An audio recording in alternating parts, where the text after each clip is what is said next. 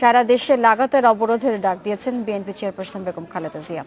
রাজধানীতে পূর্ব ঘোষিত কর্মসূচিতে বাধা দিতে গুলশান কার্যালয়ে পুলিশের অবরোধ এবং সারা দেশে নেতাকর্মীদের উপর নির্যাতনের প্রতিবাদে তিনি এই কর্মসূচি ঘোষণা করেছেন।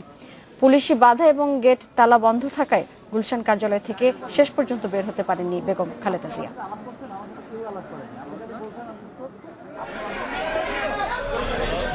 গুলশান কার্যালয় থেকে বের হয়ে গাড়ির ভেতর প্রায় ঘণ্টাখানেক অপেক্ষা করেন বিএনপি চেয়ারপারসন বেগম খালেদা জিয়া।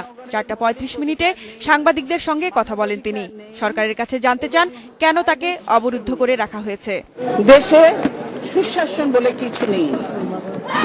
আমি যদি অবরুদ্ধই না হই তাহলে কেন আমার সঙ্গে দেখা করতে চায়, আসতে চায়, তাদেরকে কেন আসতে দেয়া হয় না? খালেদা জিয়া আরো বলেন, পুলিশের সঙ্গে বিএনপির কোনো বিরোধ নেই। নিরাপত্তা দিলে নয়াপল্টন যেতে পারতেন তিনি। আমি শুধু অবরুদ্ধ নই, আজকে গোটা দেশটাই অবরুদ্ধ হয়ে পড়েছে। আজকে এই সরকার একটা জালেম সরকার, এবং এই সরকার শুধু অবরুদ্ধ দেশকে করেনি, এই দেশটাকে একটা কারাগারে পরিণত করেছে। এই অবস্থা চলতে পারে না। দেশে মানুষের কোনো জান মালের কোথাও কোনো নিরাপত্তা নাই। নির্বাচন দিতে সরকার ভয় পায় বলেও মন্তব্য করেন তিনি। আলোচনা করে নির্বাচন পদ্ধতি ঠিক করা যেতে পারে বলে জানান বেগম জিয়া। এই ফ্যাসিস্ট সরকার ক্ষমতায় থাকতে পারে না, এবং জনগণ যে তাদের সঙ্গে নাই আজকে তারা সেটা বুঝতে পেরেছে।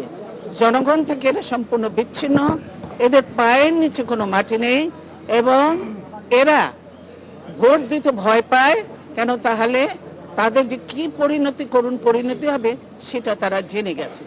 আন্দোলনের পরবর্তী কর্মসূচি ঘোষণা করেন তিনি। এই কর্মসূচি অব্যাহত থাকবে, অবরোধ কর্মসূচি অব্যাহত থাকবে, কর্মসূচি আমাদের চলছে। এর আগে কার্যালয় থেকে বের হতে না পেরে বিক্ষুব্ধ হয়ে পড়েন কর্মীরা। ভেতরে থাকা নেতাকর্মীরা গেট টপকে বের হওয়ার চেষ্টা করলে অপর দিক থেকে পেপার স্প্রে দিয়ে প্রতিহত করে পুলিশ। হাদিজাতুল কুবরা, ইন্ডিপেন্ডেন্ট নিউজ, ঢাকা।